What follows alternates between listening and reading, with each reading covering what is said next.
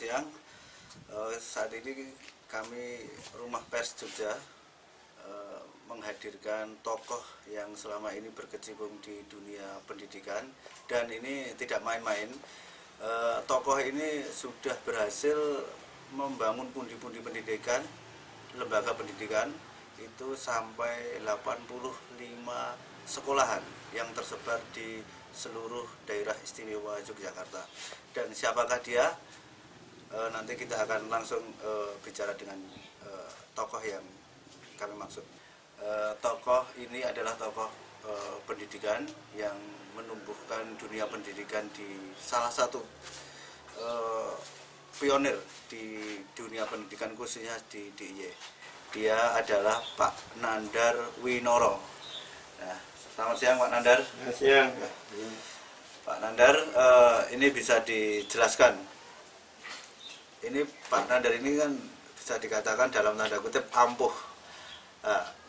Ampuh ini kan sampai 85 pendidikan, lembaga sekolahan. Itu seolah-olah kayak bin Salabin bisa menyulap dalam waktu berapa tahun ini Pak?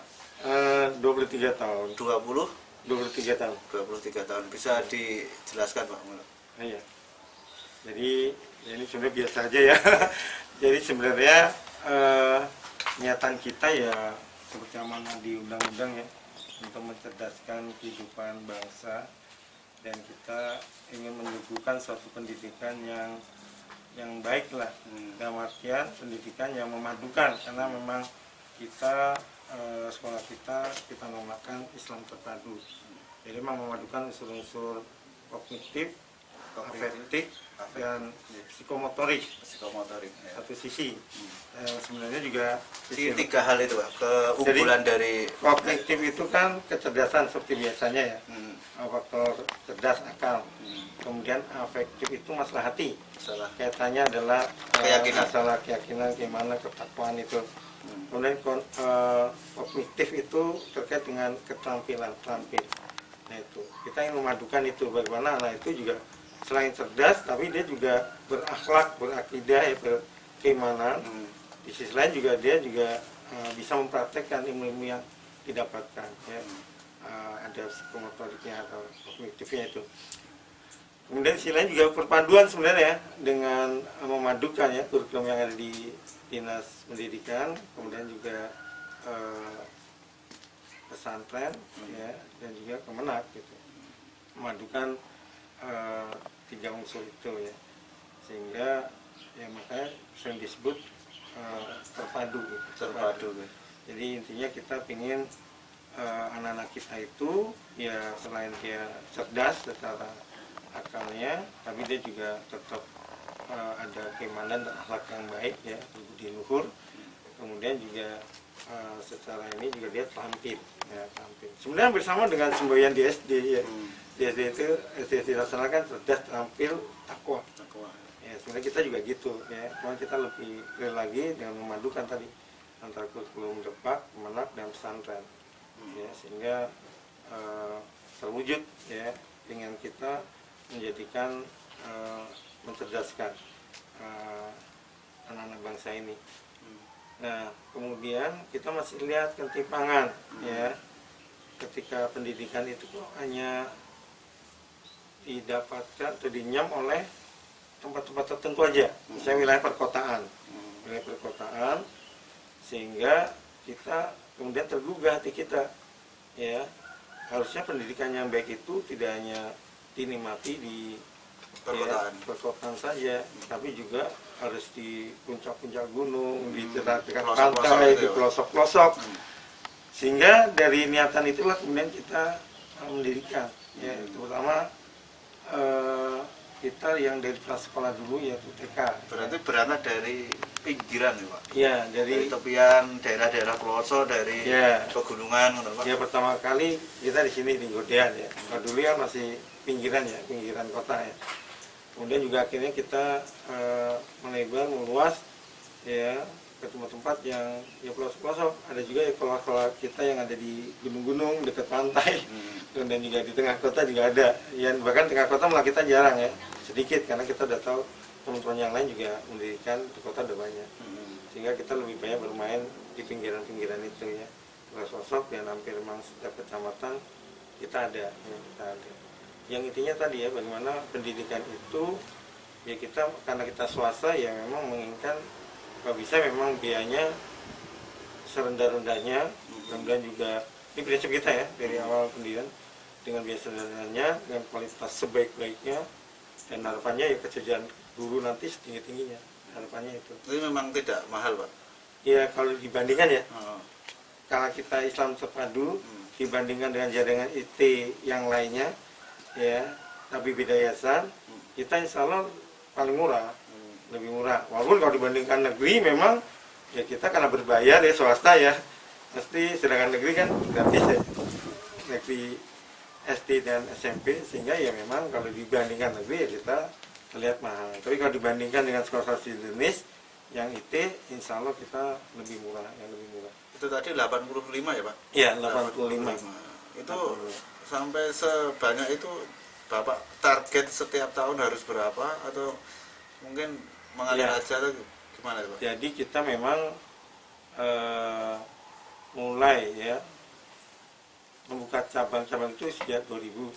Kita berdiri di 96, tahun 1996, kemudian baru TK waktu itu. Kemudian tahun 2020 itu kita mulai mendirikan SD-nya. Nah, kemudian bersama dengan itu mulai buka cabang yang TK ya, di kecamatan lain, terus berkembang. Yang paling lebih ini setelah 2013 itu, mulai 2012 perkembangannya banyak ya, sampai ke semua wilayah di DIY. Alhamdulillah kita di Sleman, tiap kecamatan kita ada sekolah kita ya, terutama TK ya, kemudian juga di Kulon Progo. Kalau Sleman 17 kecamatan kita ada semua ya, kemudian di Kulon Progo ada 12 kecamatan kita juga ada semua di sana ya, kemudian di Gunung Kidul 18 kecamatan juga kita ada semua ya. Kemudian juga Bantul 17 kecamatan juga ada.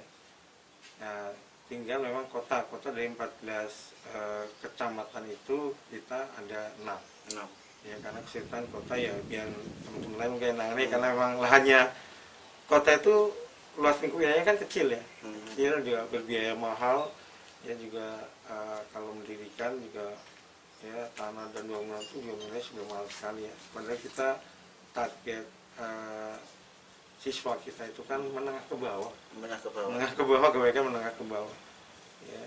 Ya, harapannya emang tadi tujuan kita ya. Ada yang digratiskan nggak, Pak? Ada. Apa syaratnya itu, Pak? Ya tidak mampu. Karena tidak mampu. Dari beberapa sekolah kita, tonton di pelosok-pelosok itu ya, kita gratiskan ya, terutama di awal-awal. Andai kata nggak gratis pun ya sesuai kemampuan dari orang tua ya, karena tujuannya memang ingin mencerdaskan tadi. Jadi jangan sampai pendidikan itu hanya dinikmati oleh orang tertentu atau kalangan tertentu atau wilayah tertentu aja. Jadi kita makan sampai pelosok-pelosok, dan kita sadari mesti biayanya juga tingginya murah gitu. Dan kita udah berupaya dengan sekolah sejenis kita ini, kita paling murah ya. Memang kalau dibandingkan dengan sekolah-sekolah negeri ya, memang karena sekolah negeri kan gratis ya, sehingga jadi memang agak beda. Tapi kalau di sekolah sejenis kita, insya Allah mulai 96.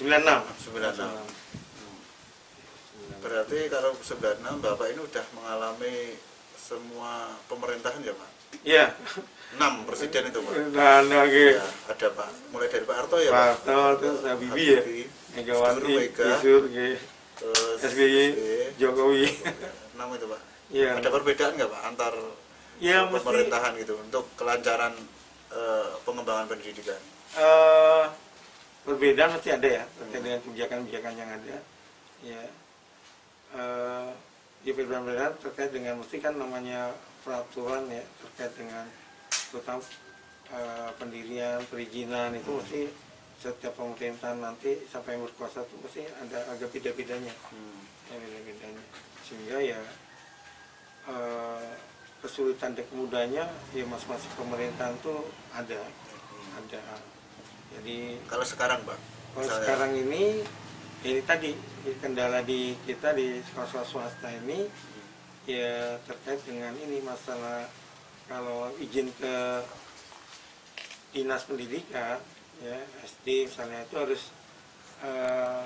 harus punya bangunan sendiri dan tanah sendiri milik yayasan. Yang kedua kesulitannya itu adalah harus mendapatkan ya izin dari sekolah terdekat. Ini sesuatu yang sangat harus mendapatkan relevan dari ya, sekolah terdekat. Sekolah terdekat Itu syarat paling berat ya Pak? Ya paling berat itu jelas ya, karena nggak mungkin secara naluri kemanusiaan saja mesti kan sekolah terdekat. Kalau ada sekolah baru kan merasa tersaingi. Sudah pernah dicoba belum itu Pak? Sudah.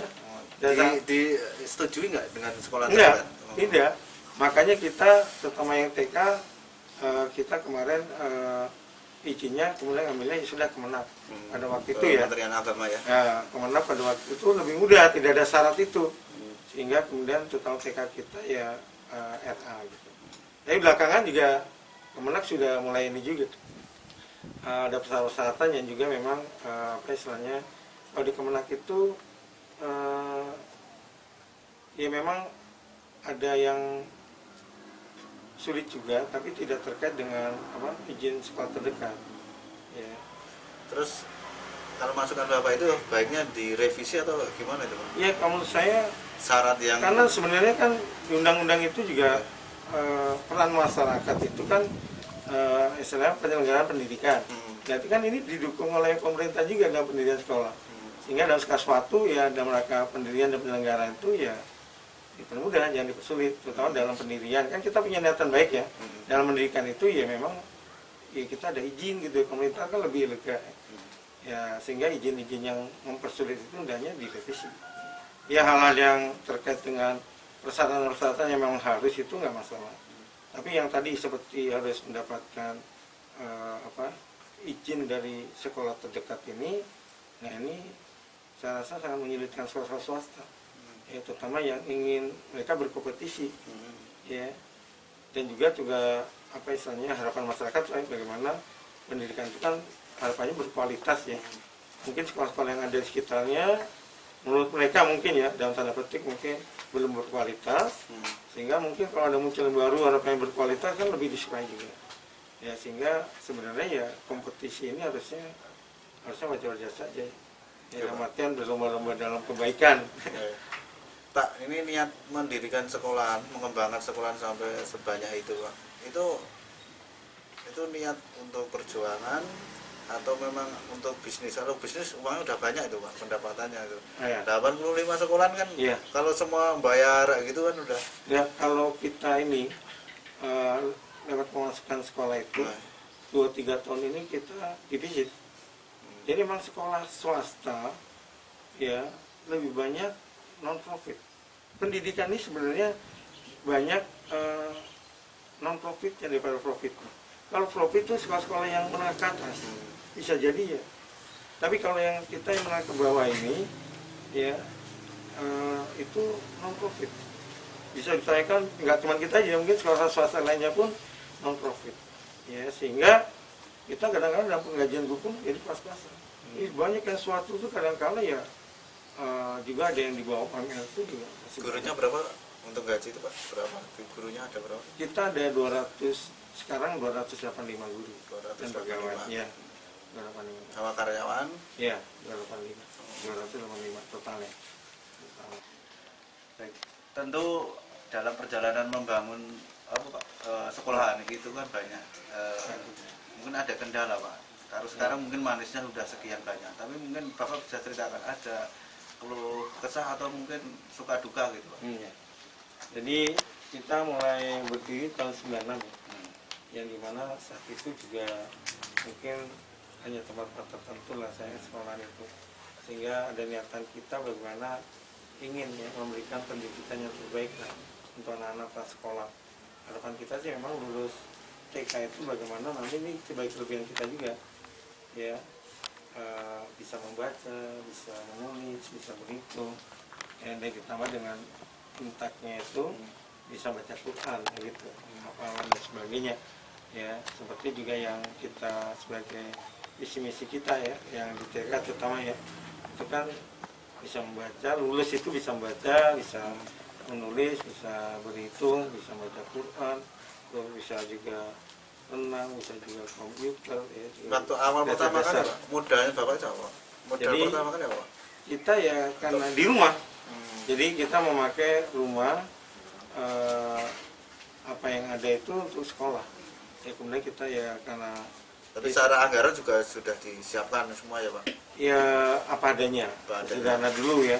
Oh yang dibutuhkan apa? Oh butuh papan tulis, meja, kursi, ya kita Bapak sendiri carikan. jadi gurunya? Istri saya. Oh istri. Istri saya kemudian dulu karena ngajar terlalu jauh dulu di daerah Mulyorejo, kemudian ya udah dirikan aja yang terdekat saja. Mungkin dirikan di sini di Godean itu. Ya dulu menggunakan rumah, ya belakang rumah, ya dengan ruang yang ada. Jadi memang modalnya itu tanpa modal. Nah itu kemudian juga meja, kursi dan sebagainya.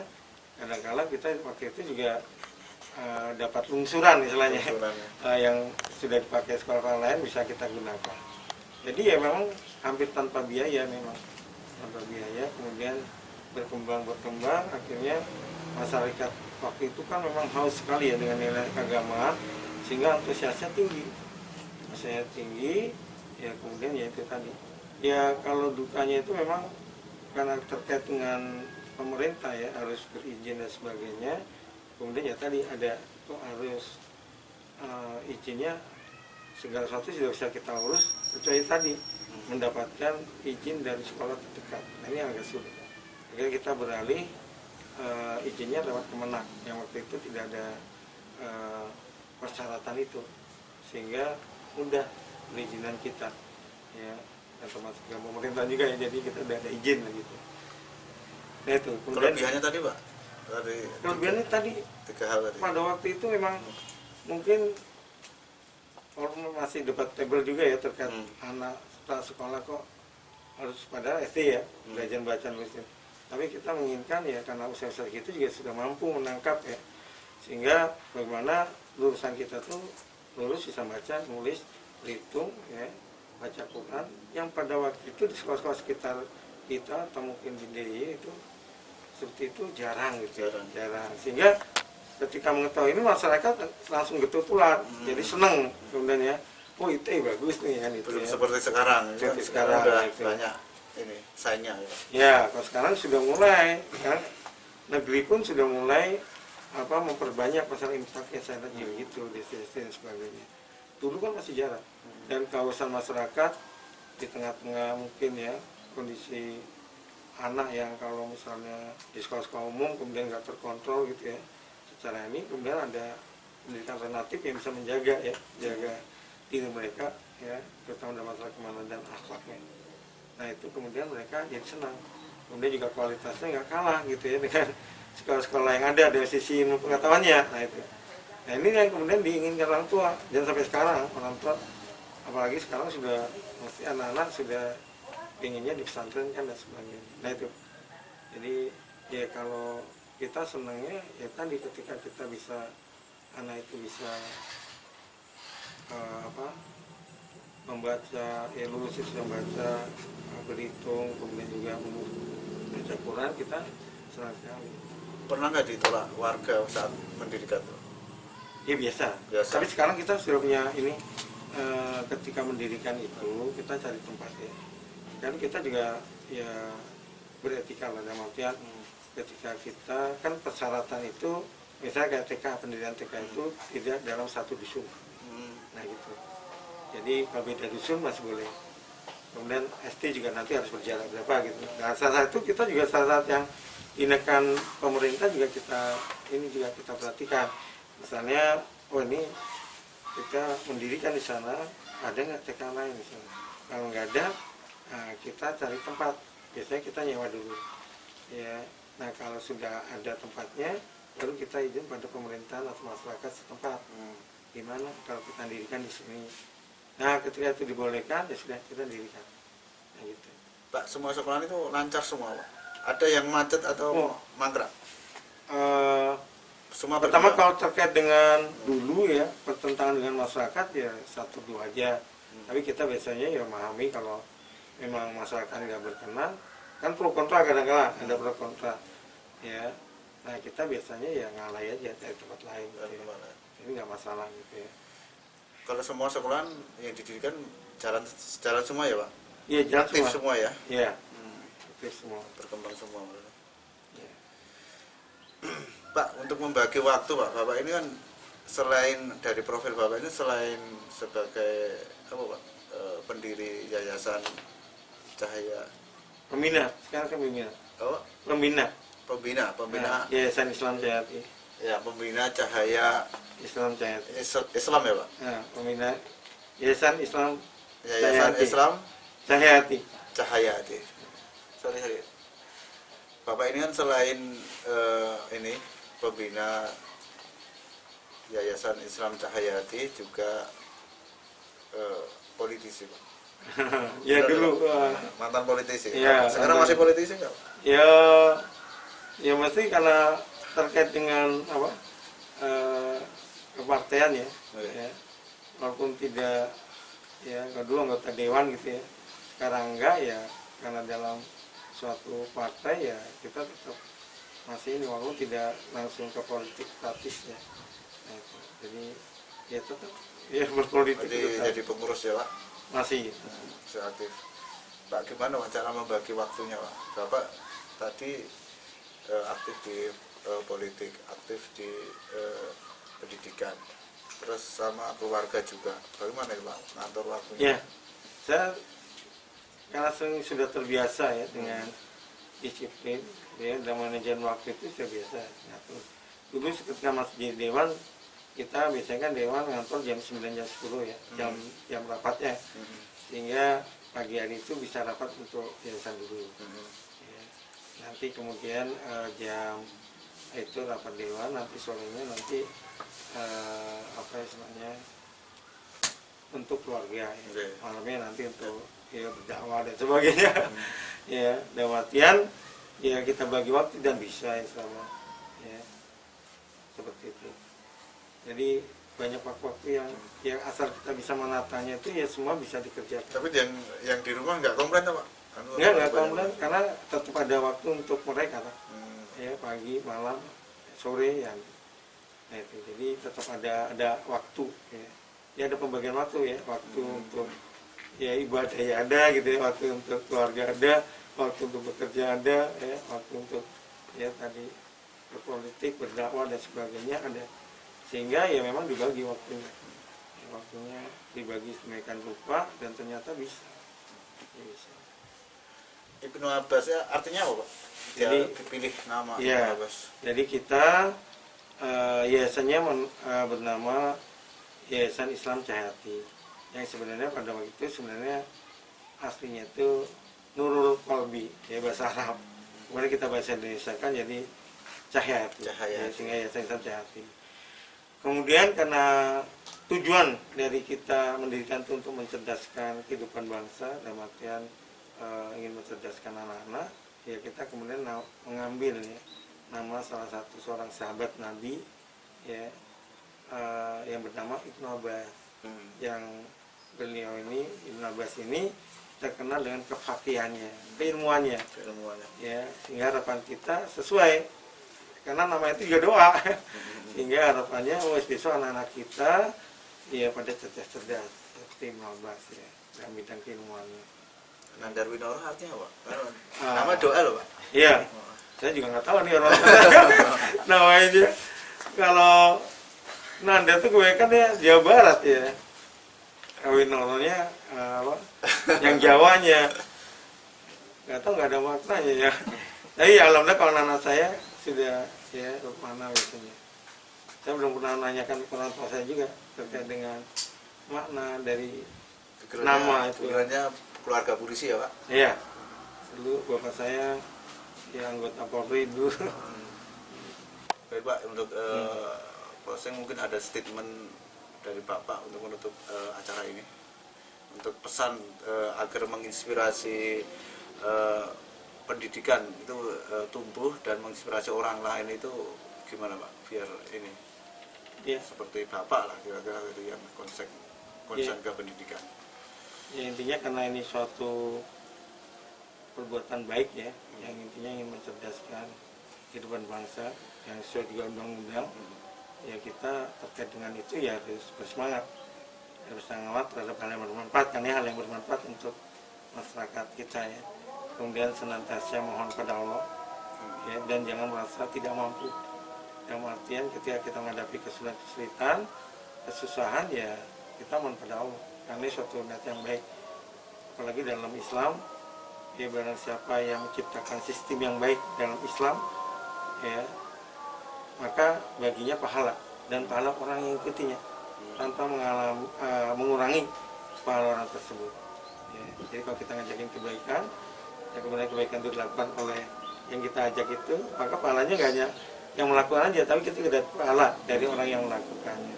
Nah itulah, jadi tujuan dunia akhiratnya dapat ya. Dunia juga bisa memberikan sesuatu yang terbaik bagi mereka dan masa keilmuan. Di sisi lain kita juga dapat pahala ya, dari kita ngajak kebaikan itu dan berikan keilmuan itu, dan juga sebagai amal jariah, karena amal yang tidak terputus itu adalah salah satunya adalah ya amal jariah. Jadi ilmu yang bermanfaat ya, ilmu yang bermanfaat ya, ilmu yang bermanfaat itu yang nggak terputus ya sampai kita meninggal. Baik. Demikian tadi kita sudah sampai di ujung acara. Kita sudah banyak mengupas, membongkar apa yang ada di dalam Pak Nandar Winoro ini, perjalanannya dalam bekerja, dan kita akan tutup acara ini. Assalamualaikum warahmatullahi wabarakatuh. Salam Rumah Pers Jogja.